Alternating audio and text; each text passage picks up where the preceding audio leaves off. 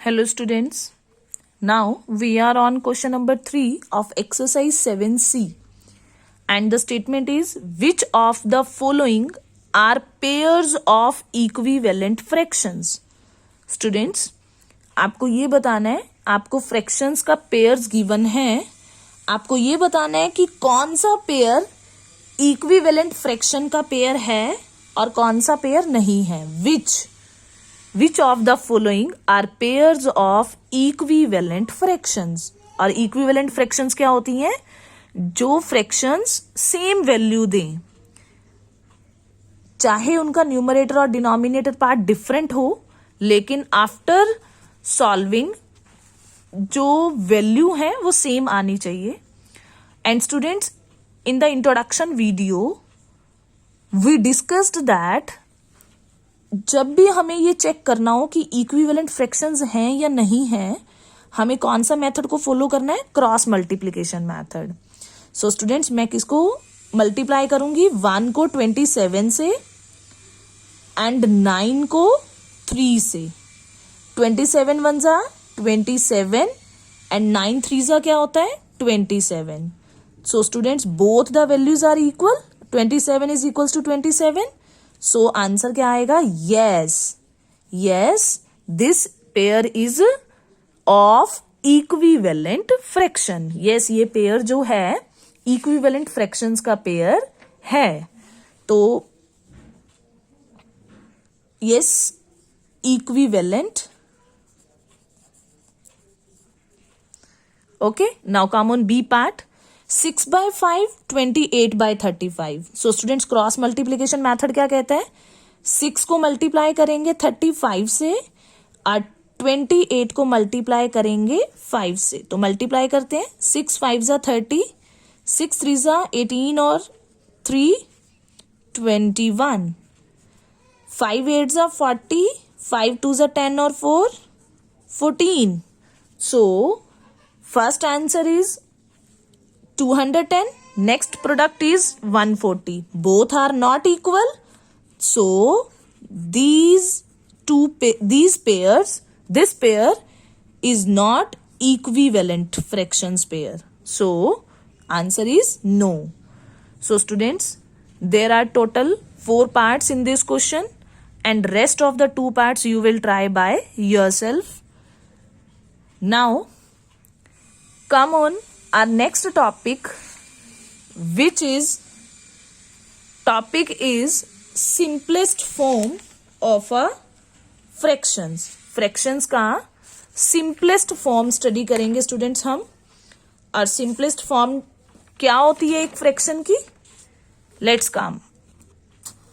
simplest form of a fraction. students, जैसे कि नाम से ही clear है, सिंपलेस्ट फॉर्म, एक फ्रैक्शन आपको गिवन होगी, आपको उसको सिंपल फॉर्म में लेके आना है. सिंपल फॉर्म का मीनिंग है उसको सिंपल बनाना है. सो कभी भी एक फ्रैक्शन को सिंपल फॉर्म में कैसे बनाते हैं चेक करेंगे अभी हम with the help of an example. तो स्टूडेंट्स, मैं एक एग्जाम्पल की हेल्प ले रही हूं. मैंने एग्जाम्पल टेक किया 16/24. कोई भी फ्रैक्शन है, आपको सपोज ये फ्रैक्शन गिवन है 16/24. मुझे इस फ्रैक्शन को क्या बनाना है स्टूडेंट? सिंपल बनाना है. सिंपल बनाने का मीनिंग सिंपलेस्ट फॉर्म बोलूं या फिर मैं लोएस्ट फॉर्म बोलूं, एक ही बात होती है, दोनों सेम है. तो स्टूडेंट्स, लोएस्ट फॉर्म मीन्स छोटी फॉर्म. सिंपल फॉर्म का मतलब यही, उसको सिंपल बनाना. स्टूडेंट्स, आप देख रहे हो 16 और 24.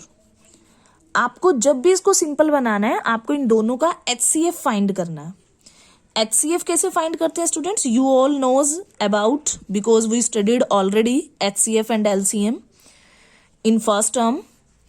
16 24 को अंदर रखते हैं. 16 1 जा 16, 24 में से 16 जाता है 8, और यहां फिर डिवीजन स्टार्ट करते हैं.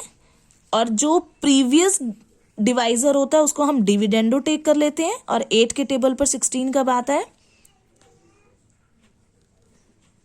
2 पर.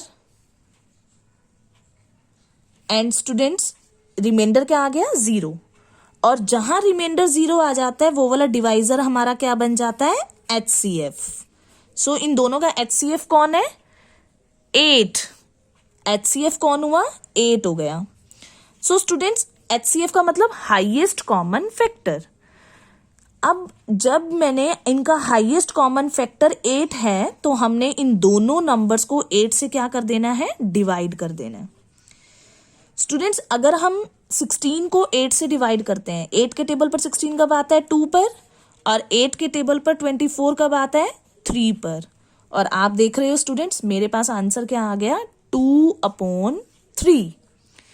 सो गिवन फ्रैक्शन थी 16/24. उसको जब हमने सिंपल बनाया with the help of highest common factor then divisibility, तो हमारे पास फ्रैक्शन आ गई 2/3. तो ये कौन सी फॉर्म हो गई सिंपल फॉर्म हो गई. स्टूडेंट्स ये तो मैंने एक मेथड बताया how to convert into simple form. Simple form में कन्वर्ट कैसे किया ये वो मेथड है. बट सिंपल फॉर्म होती क्या है अब आप देखो, न्यूमरेटर में 2 है, डिनोमिनेटर में 3 है. क्या इन दोनों में अब कुछ कॉमन आ रहा है? 2 अपने टेबल पे जाता है, 3 अपने टेबल पे जाता है. तो स्टूडेंट्स न्यूमरेटर और डिनोमिनेटर पार्ट में जब कुछ भी कॉमन नहीं होता मींस उनका हाईएस्ट कॉमन फैक्टर क्या होना चाहिए 1. उन दोनों में कुछ भी कॉमन नहीं है, और जहां कुछ भी कॉमन नहीं है तो वहां HCF क्या होता है 1.